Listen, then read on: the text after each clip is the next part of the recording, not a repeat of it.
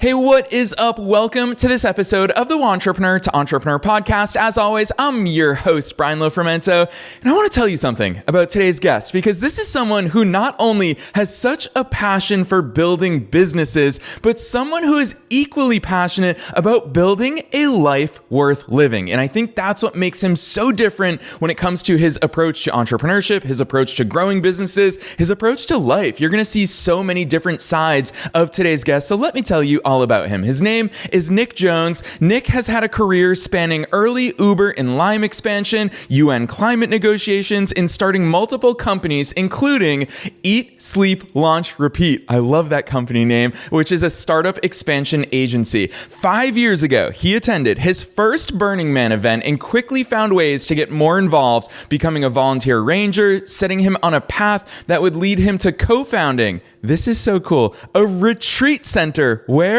In Costa Rica, where leaders can experience transformational change. Nick has now added one-on-one coaching and retreats to the list of services that he provides companies and leaders. We're going to get a lot of food for thought in today's session, so I'm not going to say anything else. Let's dive straight into my interview with Nick Jones.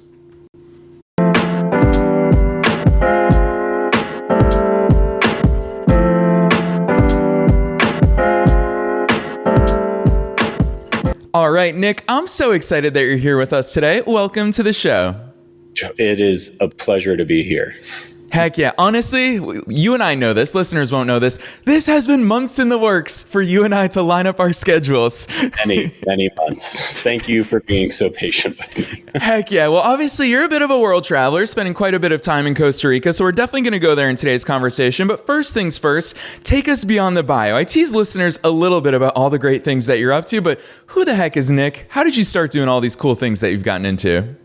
That is a great question. And I think something that I've come to really appreciate in the past couple of years is we get so concerned, especially when we're younger, with like, does this narrative of our life flow, right? Like, do the steps in our career make sense, like on our resume?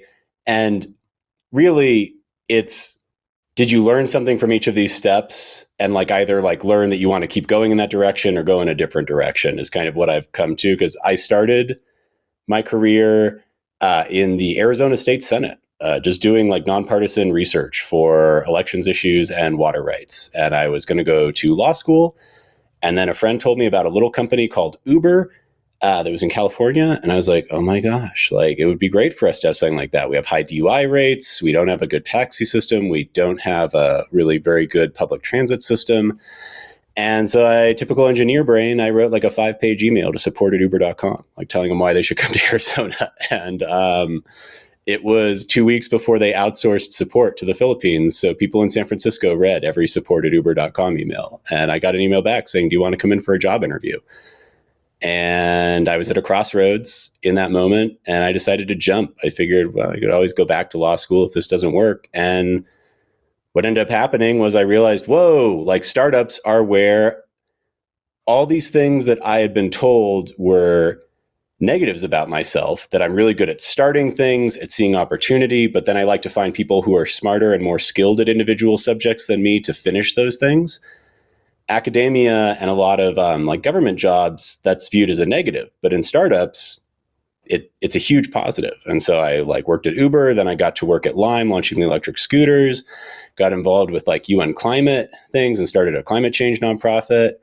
And then 2 weeks before the pandemic started, I started Eat, Sleep, Launch, Repeat. A great time to go out and start your own business. But I quickly was able to pivot. I helped a lot of small businesses kind of like adapt to the new normal during the pandemic, and then started consulting these bigger startups again, doing operations and marketing.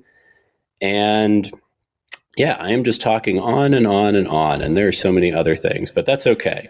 Tangents are who I am. There's your answer. Exactly. But I'm not going to lie. I think that's part of the important message. And it's something that I echo so frequently here on this show, which is we can call them tangents. But for me, it's non-linear. Like our conversation today, certainly not going to be linear. And both of our individual paths, Nick, have not been linear. And I think that that's really the name of the game for so many entrepreneurs. I don't know if I've ever met an entrepreneur that like whatever they said on day one, this is what I'm going to do, is what they ultimately end up doing. Even look at Jeff Bezos. Like Amazon was an online book retailer. That's all that they did was online books. And so all of these things are non-linear. And I think to your point about how it's going to sound like you've done so many different things and made so many different pivots, the reality is that, as you said, those things build on each other. And that's why when we look backwards, it looks linear and it sounds linear, but it definitely didn't feel linear. So walk us through that, because it sounds like you found your home, so to speak, when it came to the startup world. You love that hyper growth environment.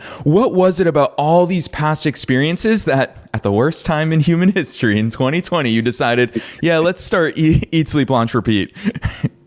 Yeah. So I think a realization I had, so I found my home with startups and I absolutely loved it. Something that occurred to me after like finishing my third round of doing it at Lime was, if you're in expansion specifically, which is what I'm in, right? Like taking things from 0 to 10, if you are really good at what you do, you build yourself out of a job unless unless the company radically pivots into a new vertical. And so like after finishing my 18 months at Lime, that was like the third time in a row that I had worked for like less than 2 years at a startup and been really good, right? But there just been nothing else for me to do. And like the time kind of party, I thought to myself, well, maybe I should like be involved with these companies at more of like a consulting and advising level, because then I'm not as expensive to them if they want to keep me like part-time later. Like in my mind, I was like, okay, I can help more companies at once, and maybe I can stay with a company longer into their life cycle because I can scale up and scale down the hours that they're using me throughout that. That was like this thought process prior to the pandemic happening. When the pandemic happened, I'm from a small town. I consider it a small town, like 75,000 people, Flagstaff, Arizona. And the pandemic hit our local businesses really hard. We're a tourist-based economy. And so I just kind of was like, well, this really sucks for everybody, but like I have enough money saved up that I don't need to take on like high-paying clients immediately. Like these local businesses, like I need to help my community first. So that was kind of in my head, my decision of like, okay, these first like 6 months, like I'm really just focused on that. And what was so powerful for me about that is not only did I get to help my community with all these things I had learned at these big billion-dollar tech startups, but also I ended up learning a bunch of even like thrifty is the wrong word, but like much more affordable ways to fix a bunch of problems. Because sometimes when you're at a startup and you have a lot of venture funding, the answer is like, well, we could do this one way, or we could just like throw $10,000 at it and fix it. And you can't do that with a small business. So I think I like learned even more that I've then been able to bring back into consulting all of these startups from that. Yeah, which I think is such an important perspective, is that when we work in different fields, I always say that we have unfair advantages, Nick, you and I, because we've worked with so many different businesses. We're always talking to different business owners, all different enterprise level businesses. Gosh, just so many different perspectives that we can bring all of those. Whereas when we work a 9-to-5 job, we only know how one business operates within one industry. So I love that perspective, but it also leads me to, I think this is a question that you're uniquely positioned to answer, because you threw out there something that I don't think I've ever heard before, which is taking companies from 0 to 10. I feel like we place so much societal and entrepreneurial emphasis on 0 to 1. And so my question to you is 0 to 10 a phase that we can focus on, or is it almost differentiated between going from 0 to 1 and then is 1 to 10 a different step? What's your even approach to that early stage growth?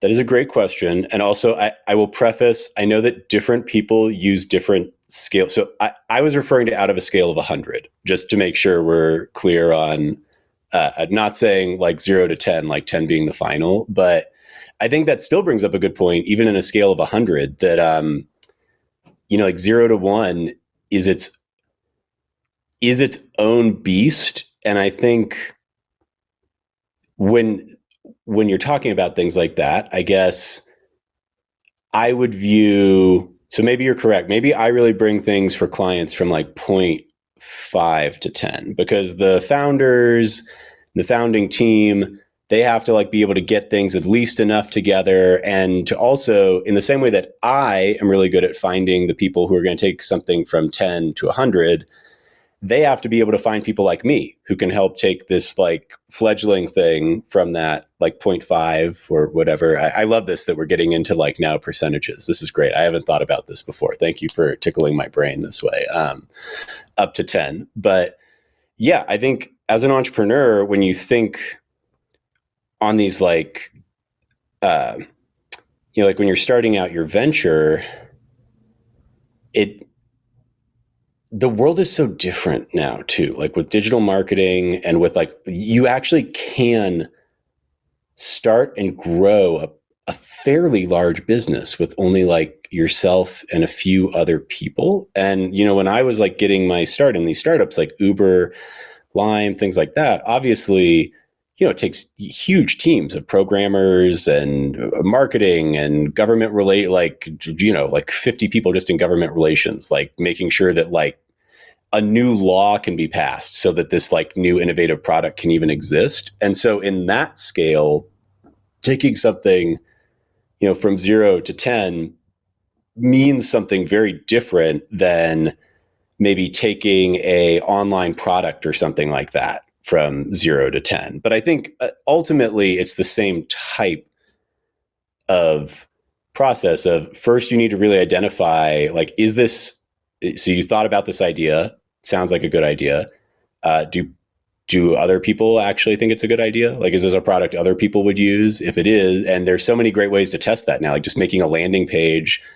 One of the startups I worked for, we literally just made an Instagram profile and we ran $100 of targeted ads in New Orleans for like a flight school, a flight club. And just to see like, will people sign up for this? And, like 37 people signed up for it with $100. So like, okay, we're pretty sure the market wants this. All right. We've like now taken this. It's not just an idea. It's like clearly an idea that has some amount of momentum to it. And so then, we built off of that. And it's just super cool. Yeah. And I think that's such a powerful example, Nick, because it's funny, you and I, it was an unspoken thing about the relative scale. I was with you too, 0 to 10. I was also thinking out of 100, because I love that distinction that you made of the 0.5, because it sounds to me like we're aligned. The market validation is that first step. And I think it's so interesting to hear how your mind goes there, because Nick, we live in a world where fancy digital marketers want to complicate everything and they want to talk about all these complex funnels, but I actually think it's quite simple. And we're going to talk about some of those simple ingredients here today. But what are those things that your mind goes to once you have that market validation? Because you've done this on repeat for a few other companies, and you've been inside of big hyper growth companies like the Uber and Limes of the world. Once you've got that market validation, a lot of people want to focus on things like their website, their logo, their branding, all these other things. But where does your experienced mind go after that 0.5 or maybe 1.0 to get to that 10.0? For sure. And just, in the spirit of our tangented conversation, I will say an interesting thing was that when I started working with all these local businesses, it was like the exact opposite, where they had everything in place except a good brand and logo and website. Like they'd already built a company that worked, but they just overlooked that step. So like that was what I helped a bunch of people with, local businesses during the pandemic. But you're absolutely right. And I don't like to disparage anyone, but I will say that yes, there are a lot of people telling you that really all you need is like slick marketing and a funnel, and almost kind of the insinuation without actually saying it that you can kind of like trick people into buying a product like before you've even really like proven that it's a good product. So yeah, obviously you need a website at some point, you need branding at some point, things like that. But where my brain immediately goes is, okay, so you've like figured out that some amount of people want this thing. It's more than just an idea. People want it.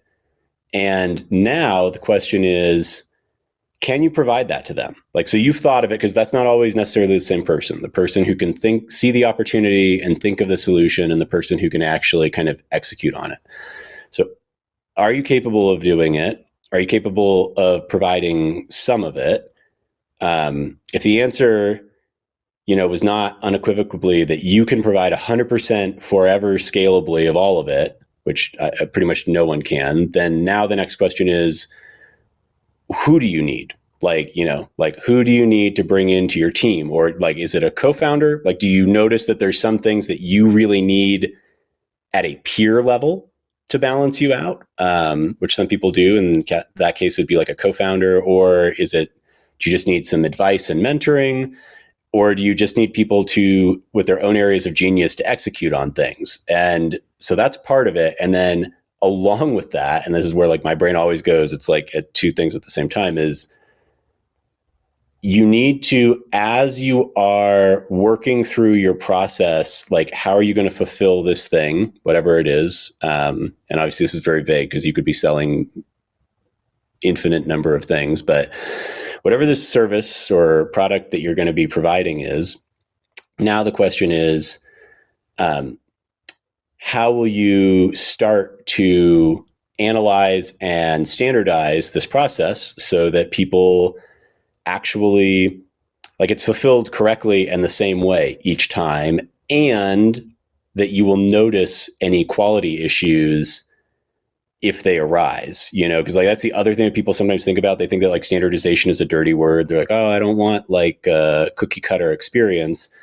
And it's not about a cookie cutter experience. It's about making sure that there's like QA and things like that, so that your end customers always get an amazing experience, and that you have the data to learn from so that you can provide an even better experience for them in the future, right? Like with Lime, for example, in the time I was there, I think we had 4 generations of scooters. That doesn't mean that the first generation of scooters was bad. It means that the 4th generation of scooters was radically better than the first, and people would keep riding them and love them even more. And so I think it's that infrastructure question, and it's what I spend a lot of time with clients with, because it's not sexy. There's actually like a hilarious episode of John Oliver that I remember like years and years ago, that was like a joke fake action movie about infrastructure, like bridge infrastructure, and trying to make it sexy. But I think the truth of business, like your website, your branding, something that you can slap on like your Instagram bio or your LinkedIn, that feels powerful. Like you've just, you're attaching your name to this like really sleek thing. And that's part of the journey, but you have to have like a product or a service that's worthy of that first. And so focusing on the unsexy things allows you to then really own your sleek marketing later down the road. That's my humble opinion. Yeah, really well said, Nick, especially because you introduced a word that I think we don't talk about enough in the world of entrepreneurship or business in general, and that is infrastructure. So full transparency, my one word for the year for 2024 is building. And I chose that word for both the verb as well as the noun, because when I look at buildings, I want to look at them and say, holy cow, there's a lot that goes behind this structure that stands here today, from the foundation to every floor to all the different people who, some people put up the drywall, some people work on the flooring, some people work on the electrical. And I think that infrastructure that goes behind these things are things that we take for granted. And you've showed us both sides of the coin, which is businesses who flourish, especially all those local businesses. I just went to a restaurant last night, still doesn't have a website, blows my mind. How much more could they grow if they had that? And so whether it's approaching it from one side of the coin or the other, if you're lacking these infrastructural pieces, then you are robbing yourself of that growth. And then when you personally, the way you talk about it, Nick, is I keep hearing you talk about that repeat, that standardization. It's right there in the name of your business. Eat, sleep, launch, repeat. What is it about that? Because obviously repeatable is something that you think about. It's something you say a lot. It's in the name of your business. Where did that approach come from? Yes. Well, yeah, I think it's so interesting because a lot of it honestly comes from, like my previous life in like kind of engineering, with just this idea, right? You need to your point, like you talked about buildings, right? Like something that you are building on a large scale as an engineer has to be durable, right? Like it has to be able to be used more than once. Like it has this whole thing. And then at the same time, all this time that I've spent in the sustainability movement, like we throw around this word sustainable a lot. The term like durable always kind of resonated with me more, even in that context too, because it's like, well, I don't know if anything is truly sustainable in the sense that like without doing anything to it, it will just always continue forever. But I do like this idea of like durability. Like, are we building things that are going to last? And that can be in a lot of contexts, but it's like all of this, through my early career had already been in my head. And so then I think it just kind of stayed there as I got into startups, both like, when I was working at startups like Uber and Lime, and then when I started consulting as well, I've never identified with the idea that everything could be chance. And I don't know fully what I do believe, but it's never resonated with me that like something it could work perfectly just by complete random chance, right? Like it has to be that there was intention put into these things, and you might get pretty close with like some amount of luck and expertise and everything. But then the real step is, okay, like we got to 70% of the way there. Now let's start really diving in and figuring out like, okay, how can we, and so a lot of times at larger companies, when you talk about the repeatability, the hardest part once you get past having standard operating procedures and stuff like that is retention. Because, okay, so you have the processes and you have a rock star team. How do you retain that team? Because teams individuals want to grow, but a team, in terms of providing a service, you still need people at each level doing things. So like, how do you build into a system room for people to grow and expand their skill sets and into new roles at a company, while then bringing new people up into the positions that are now empty because people are ideally moving up and not because they're leaving your company? That's a whole other issue with like retention. And if you have a bad workplace culture, but even if you have a great workplace culture, you still have to have this like funnel of people coming in, and how do you acculturate them so that like they're part of the team, but also make sure that they're bringing in new and innovative ideas. Like you don't want people to completely become the monoculture that exists. You want them to add something new. And I think all of that is just fascinating because it all comes back to like, how do you like make something repeatable, but still allow it to grow and evolve? And it's scary. It's fulfilling. It's scary. It's fulfilling. It's also the duality of life. Honestly, the older I get, the more I think about how all these things coexist at the exact same time. And I think that that's what makes life, not just business, so fascinating, which to that point, Nick, I am fascinated because now we're seeing your business strategist hat on. We're seeing your engineer hat on. And I'm about to cross one more bridge because I really want to see this side of you in action. And that is, I don't think I can have a conversation with you without talking about the mindset piece. I mean, it's right there in your background. Look at what someone does, not just what they say. I mean, you are investing time to go to Burning Man, for example, to open a retreat center in Costa Rica. So obviously there's something to that facet of personal development, of leadership development, of business growth that you take very seriously. And when you use the word durability, for example, what I think about, because I talk to entrepreneurs and entrepreneurs every single day of my life, and I'm just like, part of the threat to durability is our own mindset, is self-doubt creeps in and tells us, nah, let's not do that. Let's do something else instead. Or Nick, I'm going to use this example. I don't think I use this example often enough. I meet entrepreneurs who have found something that works. Let's say it's a marketing mechanism or channel. Let's say it's an ad campaign that's really working. And they inevitably want to change it just for the sake of change, rather than, I've loved adopting that mindset of, I've heard successful personal trainers use it, which is same stuff, different shirt. Every day they do the same stuff that works, just with a different shirt on. So Nick, take us there, because it is a threat to our durability. It is a threat to everything that we're building. Is that mindset component? Why is that so important to you? What is it that you focus on within that realm? Yeah, it's huge. And again, kind of like what I was saying earlier with this whole thing of, I don't fully know like what I believe in terms of everything else that exists out beyond where we currently are. But I do think, like, as I look back now that I've kind of like the past few years starting this place in Costa Rica and like being involved more with this kind of work, I think what I've realized is the engineering part of my brain just wasn't like allowing me to fully like I was seeing a lot of these things with mindset and everything. My brain just wasn't telling me that that's what I was seeing and focusing on, because it's absolutely true that you can think about it however you want, like that, just getting through things with pure grit and determination or whatever, like however you want to approach mindset. But the truth is that the only being that is experiencing reality the way that you are is you.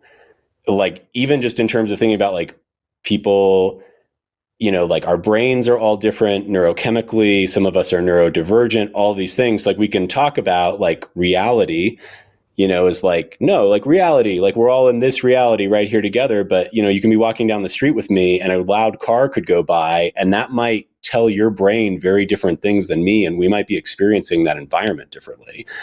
And I think once I really started unpacking that, like from all these long conversations I had with people out at Burning Man and just kind of starting to understand consciousness, that's what really made it clear to me, like why mindset is so important and everything. Because whether you like terms like manifesting or whatever, like, I don't know if I like love that term, but the truth is that you are making whatever reality you're in based on your choices of like what mindset you're going to adopt about things. And so if you think that you're not going to succeed in a business, I can guarantee you're not, because like just even chemically, hormonally, your body isn't going to send the right signals to your brain and to your body and to your endocrine system to like give you the energy and resilience to like get through something. And similarly with your example of like changing something that's not broke, if you are telling yourself the story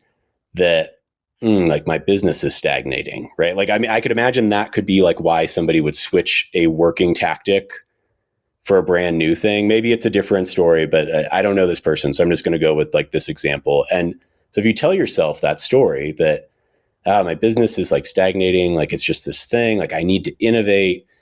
And maybe that's coming from a good place, but if you allow yourself to tell yourself that story and adopt that as your mindset without letting the other parts of your brain evaluate that statement and look and be like, well, but I like, would that thing, like maybe it would work for this business, but also like this thing is working, probably doesn't make sense to do this because like it's still working, right? Like it'd make much more sense to start up a new vertical, or to maybe like if you're feeling a little stagnated but your business is doing really well, maybe like get involved with volunteering or doing some other thing. Like part of what I love about Burning Man and volunteering as a ranger is I get to use a bunch of different parts of my brain, and it doesn't have to relate directly to my or a client's business, right? Like I'm using a lot of these skills, but it's in a totally different environment. And so I think it keeps things fresh, even if other things feel like they're not fresh, if that makes sense. Yeah, I think not only does it make sense, but I think it comes back to that point that you made about nothing happens by pure coincidence. There's no way any of this stuff is random chance, because as I hear you talk so much about Burning Man, about Costa Rica, about really just the mindset stuff behind so much of the work that you do, I'm just like, it's not by chance that you fell into this stuff. It's not by chance that you decided to go to your first Burning Man. And I think back, we once had an amazing comedian and author from Los Angeles here on the show. Shout out to Bill Bill Connolly. And Bill talked about the concept of space. And so for one of his books he was writing about, he really honed in on this one random small town, middle of nowhere, Tennessee. And he noticed that so many great country singers come from this one random small town. So he flew out there and he started asking people there, aspiring country artists, what is it? What's in the air here? Why are so many successful artists coming from here? And I'll never forget, he told me that one of the people he talked to who was wildly successful in the country scene said to him, well, Bill, the reality is when you're out here, there's so much space to think. There's so much space to see. There's so much space to dream. And that really sat with me because in our day-to-day, look, Nick, the entirety of the first part of our conversation today was about business strategy. These are things every listener sits in, worries about, thinks about. But this stuff that we're talking about, I would argue it can't happen within those day-to-day scenarios.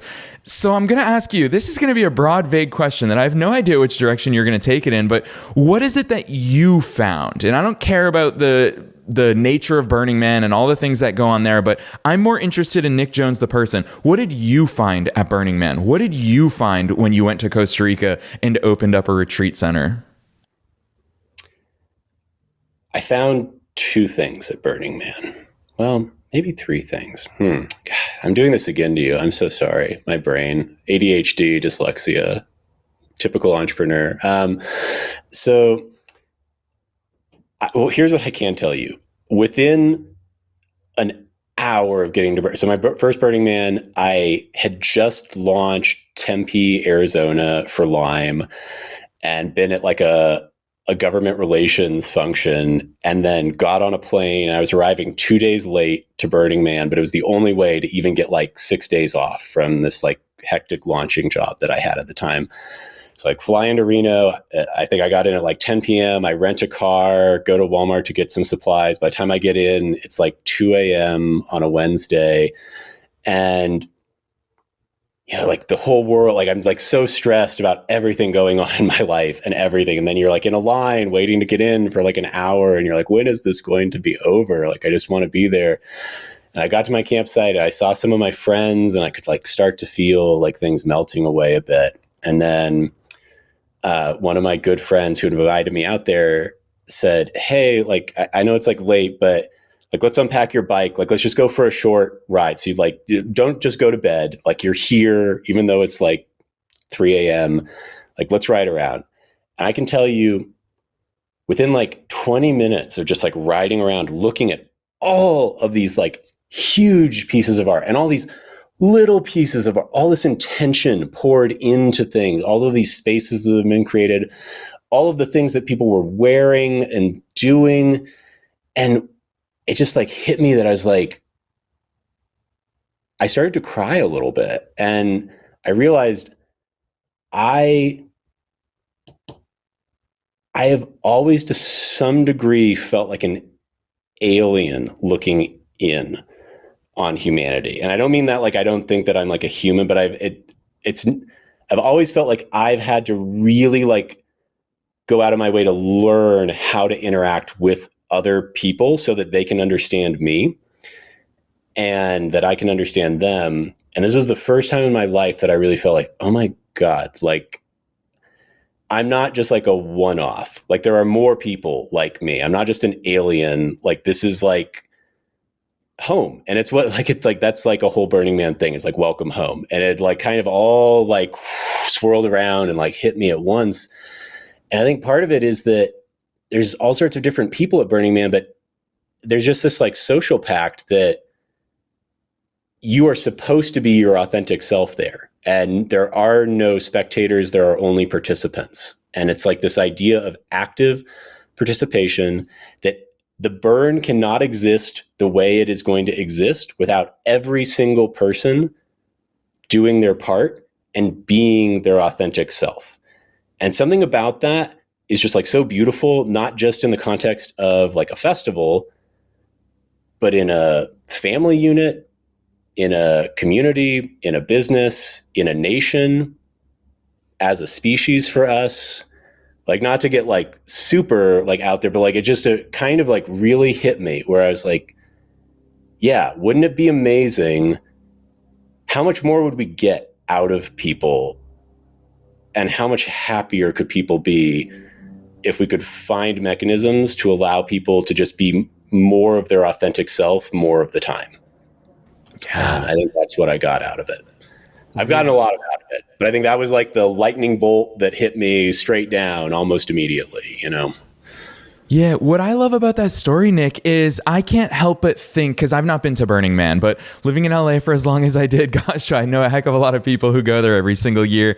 And what I've always found fascinating, and especially I appreciate hearing your insights into it, because so often societally our minds go to, oh, what do you do for work? Oh, what is this? What is that? And what I'm hearing is that commonality is, well, one, I can tell that Nick, you showed up with an open mind, an open eye, and an open heart. And what you found is really that level of consciousness that comes with going through that experience, which is why I'm going to use it as a natural segue. It's an easy way for me to do this, which is startup consciousness. I want to talk to you about what you're doing down in Costa Rica with regards to startup consciousness. What the heck do those two words mean together? Because I think that this culminates so much of our conversation here today, is it's the merging of both of those. What's it mean to you? Tell us a little bit about what you're doing down there. For sure. So Consamania is the name of the retreat center down in Costa Rica that I started with a few other people, including a couple burners. And it's a transformational retreat center. And so we wanted to create a space. There's lots of retreat centers that essentially are either a glorified Airbnb, like it's just a property that a retreat leader can book, but just to use, or they're more business to consumer, and it's the retreat venue, it's the retreat leader, it's everything. And we saw that there was this kind of hole in the market for a B2B business that provided not only a venue, but the staff, an event planner, logistics, help with your marketing. So it's like a place where if you believe that you have something that you can give to people, to like help them go through growth, you can partner with us and you take care of the people who come on your retreat, teach them the things you're going to teach them, all that, but we take care of everything else so that you can just focus on those people. And I thought that was very in line with what I've been so focused on throughout my entire career, which is like, how do you build spaces, right? And like how do you build spaces so that people can be their best selves on a team, company, everything. So when I started this journey in Costa Rica, I was just like, okay, I'm not like a coach. I'm not someone who's like, I didn't view myself as these kinds of things. And so it's like, but I believe in this. So I'm going to use my startup skills, my infrastructure operation skills to like help build and launch this thing. And along the way, I realized that it was also, I was going through a transformational experience being there. Like, and I don't fully know what I believe, but I know that I'm no longer cynical about this kind of like spirituality and things like that. I'm still a skeptical person, but I realized that I had also brought in some cynicism to my skepticism. And that was something that I wanted to like let go of and be open, like truly open to what these things. And when I went through my first plant medicine ceremony, what occurred to me was there's probably a lot of people like me that are very skeptically minded people who wouldn't put themselves in this position because how like my and their brain types work is red flags go off when people start talking about birth charts and like all of these other things. And so it's kind of like this crystallizing moment where similar to like that thing at Burning Man, right? Where like sometimes things just like hit you like a lightning bolt. And I had this realization, there's more people like me out there. Most retreat leaders at least don't outwardly tell people that they have like this type of brain type, like that they are kind of skeptical about things. And so I had this realization, I should like do some coaching and host some retreats and like to kind of provide that space for people. Like in business, oftentimes we talk about like, sometimes your client is you 5 years ago, right? Like kind of things like that. And I think the same is kind of true with this, where it's almost like I'm looking to help heal and grow a previous version of myself who maybe didn't find Burning Man, didn't find this place in Costa Rica. And I was so funny. I was at a beach, like the beach that's near the property. I was like, to your point, this is so funny because you were talking about like how like the branding and stuff isn't like that important. And I agree, but like a name is kind of necessary. That's like the one level of branding that you kind of do need before you launch something. It's like, well, what could it be? What could it be? It's like, well, you do a lot of stuff with startups. And this is like consciousness, startup consciousness. And then I was like, oh my God. So like, it can be two things. It can be startup, like a startup consciousness for the business, or it can be start up consciousness for yourself. And I don't know, like I felt very proud of myself. I know it's like a silly name, but it kind of all crystallized together. And I was just like, oh yeah, I think this is like what I'm supposed to do for this next step. And I still have lots of normal business clients. And like I have my agency, we have like lots of launch experts that are on there. Like we still do plenty of not this stuff if that's not what people are into. But I do firmly believe that even dipping your toes into this realm of just starting to think about these things, it makes life so much more vivid. That's like a word that somebody used to describe it. And I was like, that's what it is. It's like you were watching like old Technicolor TV, and then you watched like a brand new state-of-the-art 4K on one of the new streaming services thing, and just seeing all of these different gradients of color and everything. And there's my eighth tangent of the day. No, I love it, Nick, especially because you're right. I love that double entendre of startup consciousness, because I, being in the business world, I went immediately to startups, which is what we've talked so much about here today. But I didn't even think about like kicking off. It's that initiative into consciousness. So I do think that it's super clever. I think it's amazing. And I'm so glad that you use that word vivid, or that someone used it with regards to your work, because it's something that I feel very strongly about, even with regards to your agency, Eat, Sleep, Launch, Repeat, which, listeners, Nick's going to drop some links on us in just a minute here. But even your website, it is so vivid because you are so passionate about the business expansion. That's a key word. I feel like that's something that I think of. I don't just think growth when I think about the nature of your work. I really love how much you embrace that notion of expansion rather than simply growth. So I think that's really powerful. The other thing I knew today, I had no idea where our conversation would take us, but I did know that we'd be running out of time today. So listeners, this is just the tip of the iceberg of what Nick can talk about. So he doesn't know this, but we will be inviting him for an Action Saturday episode. So you can look forward to that in the near future if Nick takes us up on that. But Nick, I always love ending these sessions by asking my guests a tricky question that puts all the emphasis on you, and I just get to sit back and listen, which is, what's that one takeaway with so much good stuff that we talked about here today, from a strategic perspective to the mindset stuff to expanding consciousness to all of these great topics? What's that one thing that you hope listeners, whether they're wantrepreneurs or entrepreneurs, walk away from today's session with?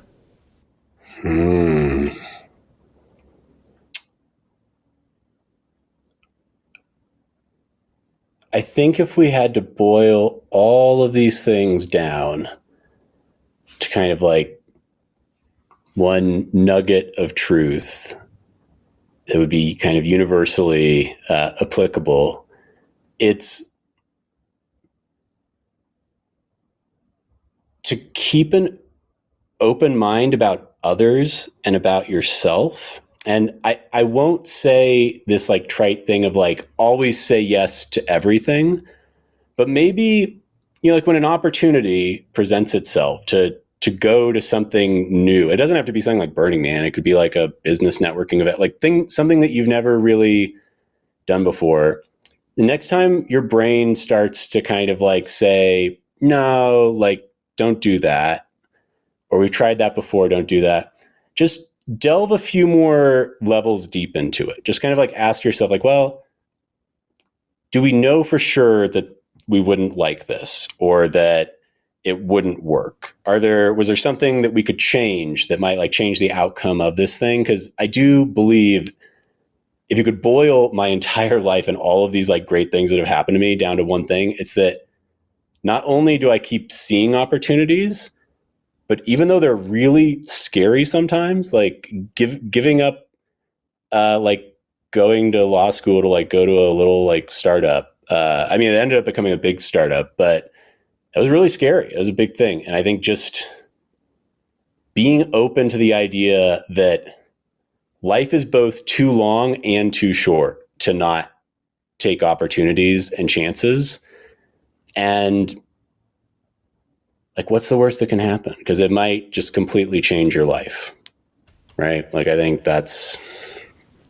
Boom. That is profound advice, Nick, and a really deep question to ask ourselves, not just once, but it sounds like you've built a habit of asking yourself that question of, do I really know if this is true? I think that question is so important for all of us to ask. I also think it's an uncomfortable question. A lot of people don't want to question their own beliefs, but I think it's so profound and so deep. And I think that that's the road to growth and expansion. So Nick, I love the direction that you took that question in. At this point, I know that listeners, I've been teasing so much about your work today. Listeners will be keen to go deeper into your work with Eat, Sleep, Launch, Repeat, as well as everything that you've got going on in Costa Rica, your one-on-one coaching, your retreats, your agency, all that stuff. So drop some links on us. Where should listeners go from here? Yeah. So Eat, Sleep, Launch, Repeat, my agency, that's just eatsleeplaunchrepeat.com.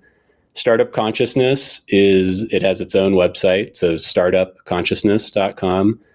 And then even though I'm not a terribly profound social media, you can find me on Instagram and Facebook at Nick Danger Jones if you want, or on LinkedIn at Eat, Sleep, Launch, Repeat. And yeah, I'd love to hear from you all. I was talking before this interview. This is my first podcast interview ever. So you all, by listening to this, you automatically have a special place in my heart as being people who supported this additional opportunity to say yes that I gave, even though it scared the crap out of me. So I would love to connect with you and any questions you have. Yes, I so love and appreciate that transparency, Nick. We don't hear it from guests all the time, and I'm going to tack on to that because listeners, very few people end up reaching out. As someone who's been podcasting for 800 plus episodes over the course of almost a decade at this point, so few people have that courage to reach out to hosts or guests that they hear on these shows. But you just heard from Nick that Nick and I are doing the scary stuff of getting behind a microphone, and Nick especially sharing his thoughts so transparently and sharing his journey with all of us here today with people in over 150 countries. So be one of the few that reciprocates that bravery and reaches out and has amazing people in their network. As far as all those links, Nick, thanks for dropping those on us. I can't believe you got startupconsciousness.com. That's an incredible domain name. Mind-blowing, isn't it? Yes. So listeners, you know the drill. We are dropping all of those links down below in the show notes, wherever it is that you're tuning in today. Otherwise, Nick, on behalf of myself and all the listeners around the world, thanks so much for joining us on the show today. It has been an absolute honor and pleasure. And I did not know, peek behind the curtain for everybody, I did not know prior to that being dropped that I'd be invited to an Action Saturday. 100% in. And I would love to have you down in Costa Rica sometime so we can talk a little bit more about consciousness. Heck yes. Thank you so much, Nick.